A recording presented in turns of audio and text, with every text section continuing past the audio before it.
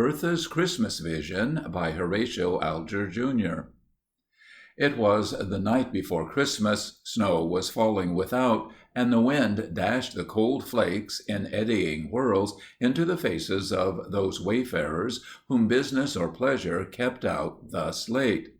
They drew their warm garments more closely about them and hurried onward, little heeding the pelting of the storm, while the vision of a cheerful hearth and a merry family circle danced before their eyes and warmed their hearts.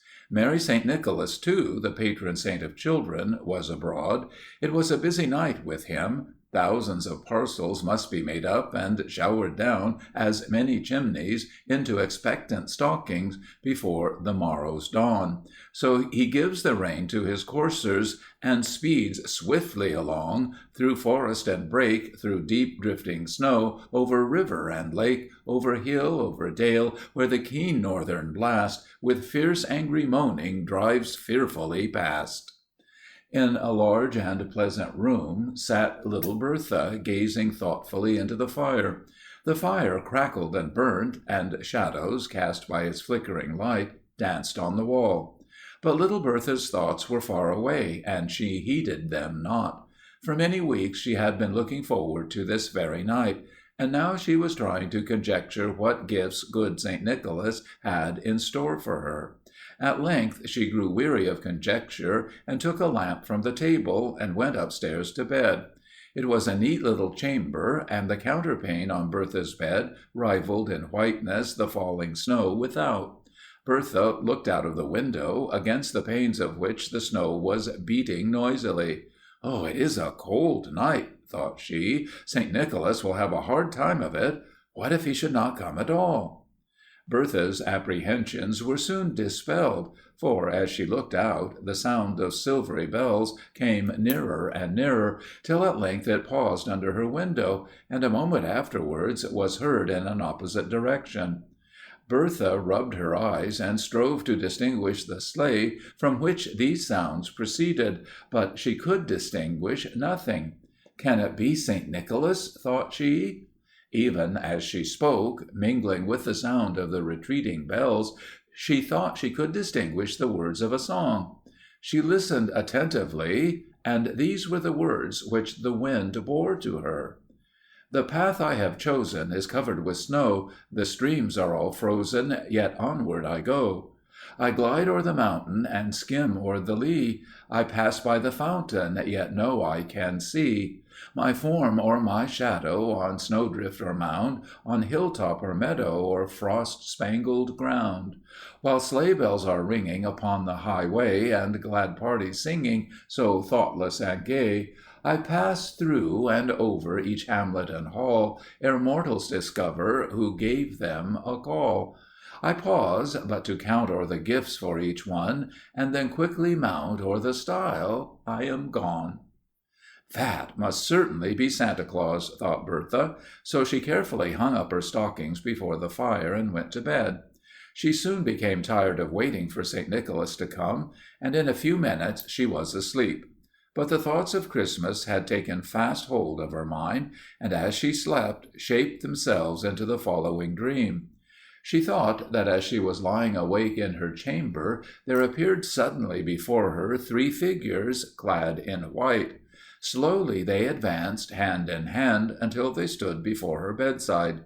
Then, with united voices, they chanted the following lines: "Maiden, from the fields of air we have winged our rapid flight, bringing gifts both rich and rare on this frosty Christmas night.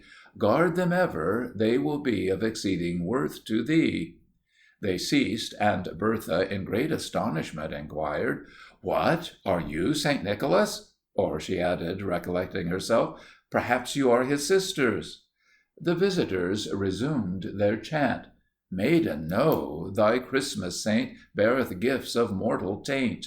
At the touch of sure decay, they will vanish quite away. Those we bear are not of earth, theirs has been a higher birth." The visitors ceased, and one of their number coming forward commenced anew: "I am Faith. To thee I bear childlike trust and confidence in the ever watchful care of our Father's providence. Maiden, one of sisters three, this the gift I bear to thee. The second came forward and repeated, I am Hope. When darksome clouds gather round thy earthly way, and misfortune's shadowy veil intercepts the light of day, I will come on wings of light, clouds and mist shall straightway fly, and reveal the golden gates of a happier home on high. Maiden, one of sisters three, this the gift I bear to thee. Smiling graciously on the wondering Bertha, Hope drew back and gave place to her sister, who commenced as follows. I am Charity. Let me ever on thy steps attend, and as long as life shall last, be thy counsellor and friend. In thy bosom I would sow seeds of gentleness and love, and a resident of earth fit thee for a home above. Maiden and last of sisters three, this the gift I bear to thee. Again the sisters joined hands, and with united voices chanted as at first, Maiden, from the fields of air we have winged our rapid flight, bringing gifts both rich and rare on this frosty Christmas night. Faith and hope and charity, earthly maiden, sisters three, these the gifts we bear to thee. Their voices died away, and they were gone. Bertha opened her eyes, and lo, it was all a vision that had come to her on this Christmas night. The morning sun was shining brightly through the window panes. Noisily over the frozen snow dashed the sleighs, and their bells rang a merry peal in honor of Christmas Day.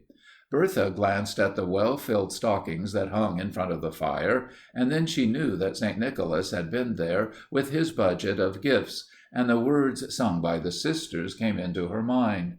Maiden, know, thy Christmas saint beareth gifts of mortal taint. Those we bear are not of earth, theirs has been a higher birth. I will not forget the gifts of the good sisters, she murmured softly. Doubtless it is my heavenly Father who has sent them to me. So it was that little Bertha, attended by the three sisters, walked peacefully and happily through life. The ways of God's providence, so dark and mysterious to many, became plain and clear to her, for she saw with the eye of faith. Clouds sometimes gathered around her path, but hope waved her wand, and they were at once dispelled. Jealousy and envy and angry thoughts disturbed her not, for her heart was filled with the heavenly spirit of charity. Would that we all might be blessed with Bertha's Christmas vision. End of Bertha's Christmas Vision by Horatio Alger, Jr.